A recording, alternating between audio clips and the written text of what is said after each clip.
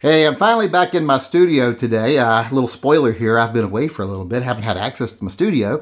Those videos you've seen were pre-recorded, fooled you. But I'm back today so I can answer some emails I've been receiving while I was gone. It seems a lot of people have been sending me emails about a very specific new gun saying, I bet you're very interested in this.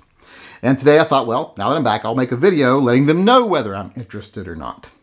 Now, the gun they're talking about is a hybrid gun.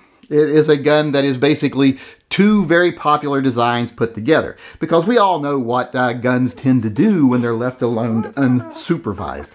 They're like teenagers. You just don't want to leave them alone. But when you do, things happen.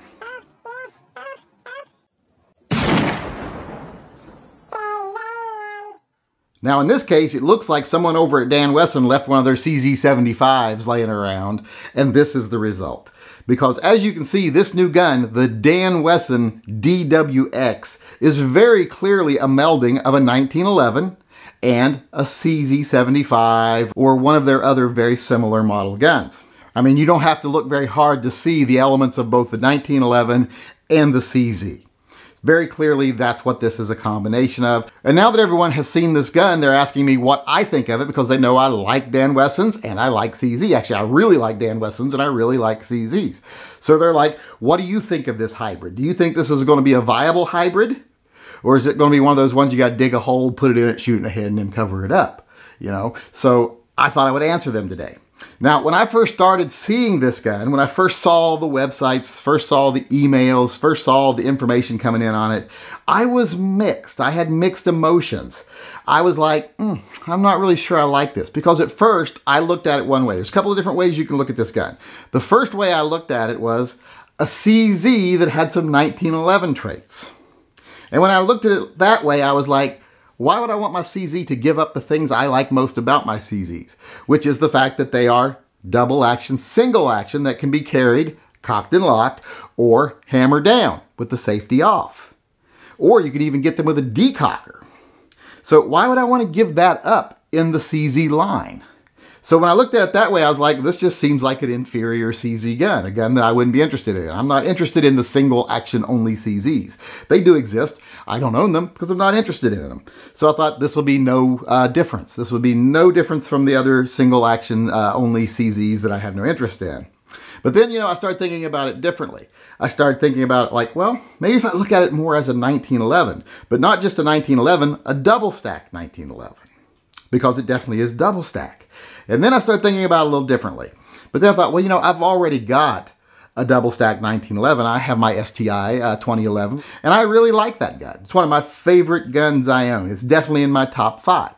So I thought, well, why do I need another double stack 2011 or 1911, whatever you want to call it? Well, then I started thinking, well, you know what? That has a polymer grip frame. It has a really unique design, but it's not all steel. This one is all steel. So not only is it a double stack 2011 or 1911-ish gun, but it's also an all steel one. So then I thought, well, it is a little different than the STI because it's all steel. And then I started thinking, well, it's also a little different than my STI in that it's not only available in 9mm. The STI is available at other calibers, but I only have the 9mm.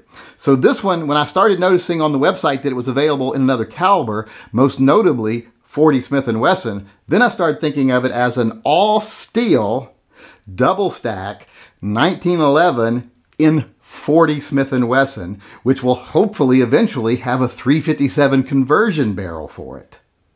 And then I started thinking, now I'm excited about this gun. Because when I think about it like that, I get excited about it. It really does matter how you think about things. When I was just thinking of it as a single action only CZ, I was like, not interested.